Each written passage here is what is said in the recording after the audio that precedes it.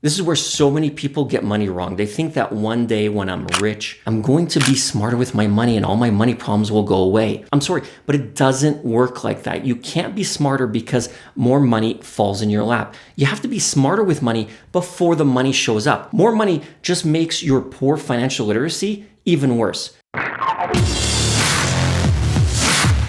Hey, what's going on? Maher, Abiad back with you again for what's going to be a very informative video and a concept that once I learned this completely changed the way I looked at money, how I treated money, and the ways it's helped me pay down my debts. And that's the concept I'm going to be talking to you about in today's video. It's not how much you make, it's how much that you keep that makes you rich. And if you're new to the channel, make sure to subscribe right now so you don't miss out on even more financial domination videos where I show you my wins and my losses, my pains and all my struggles while paying down my own personal debts so you don't make the same mistakes I did for so many years. So you can finally be debt-free and live a life interest-free as well. Make sure you stay until the very end of this video because I'm going to be showing you a little later on that when I started to treat money like oxygen, my debt started to go down and my savings started to go up.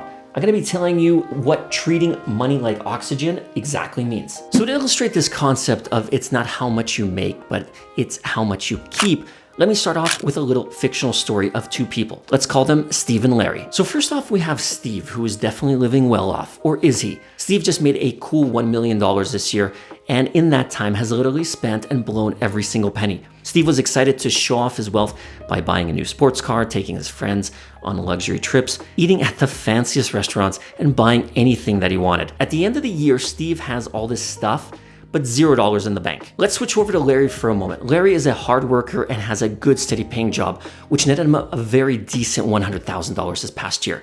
But unlike Steve, Larry didn't blow all of it on fancy things to either show off to other people or just to make him feel good. Larry paid for his essentials like rent, food, and gas for his car while then putting most of the money he has left over back into a savings account. At the end of the year, Larry had $60,000 in cash in his bank account and little to no liabilities. Okay, so this is a very simplistic example, but here is the really important question to ask yourself right now. Who is really richer? Steve with barrels of liabilities and no cash, even though $1 million flowed through his hands this past year?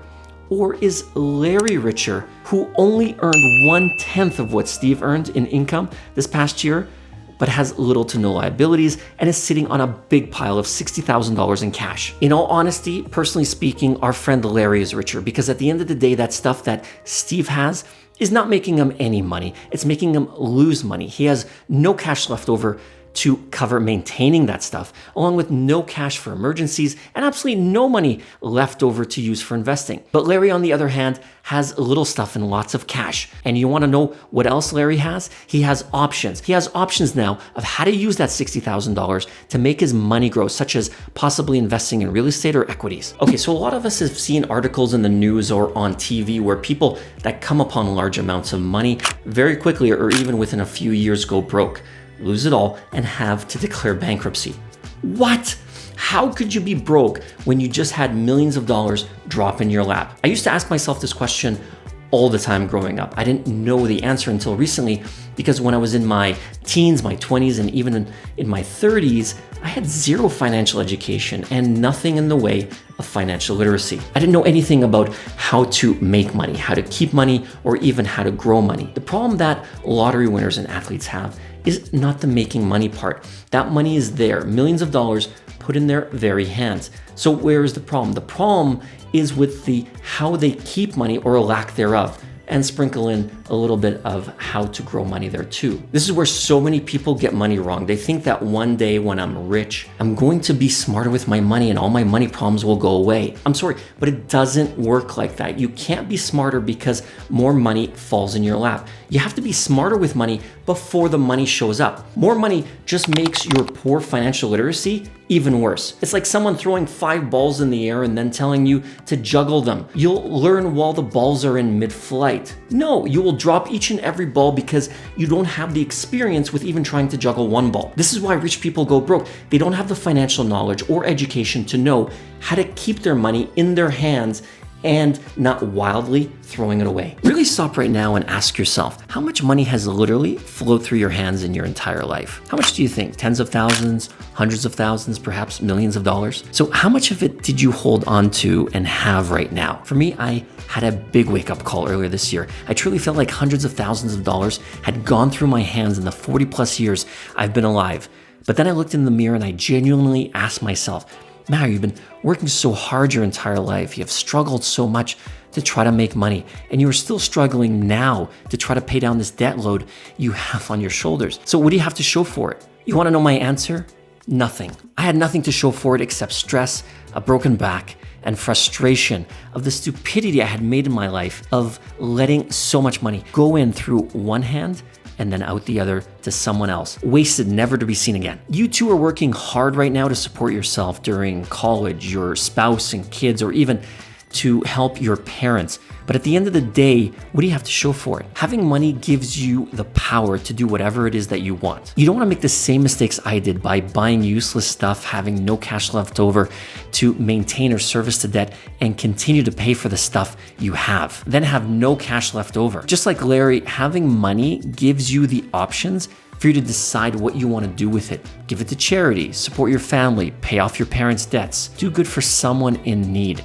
That's why money is power, because that power is in the options it gives you. Folks, when I had this complete mindset shift where I went from having money come into my bank account and then not giving it any care or concern, where I then went out and bought things I didn't need or wasted it away, to instead treating money like oxygen, where without it, I couldn't breathe. That's when I not only started to see my world completely change, and I was able to start making a dent in my debt repayments, but I could actually see some of the fruits of my labor of all the hard work I was doing. When you go through this mindset shift, you don't start to see money as something you can just throw away.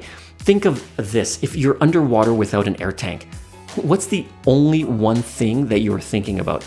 Oxygen, breathing, getting your head back above water so you can breathe again. Well, this is how I started to treat money.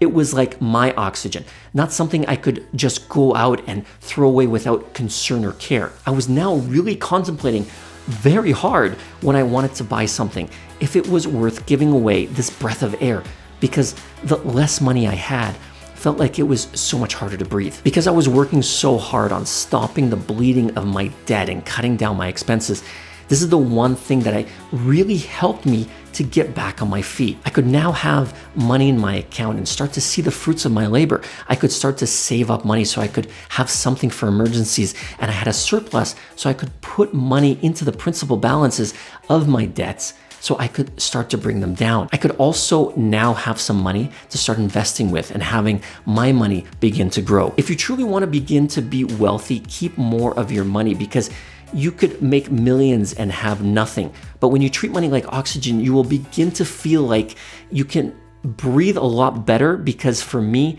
this was my life-changing moment. I hope you got a ton of value out of today's video. If you did, make sure to subscribe to the channel so you don't miss out on even more personal finance videos. And make sure to give the video a massive thumbs up right now if you got some value out of it. That way other people can also get the benefit that you got. And now you can go down below to the comments and let me know, what is your motivation for getting out of debt? What's your biggest reason for being debt-free? And what will that mean for you and your family? You can now watch the next video in the playlist coming up in the upcoming end screen, and I'll catch you in the next video.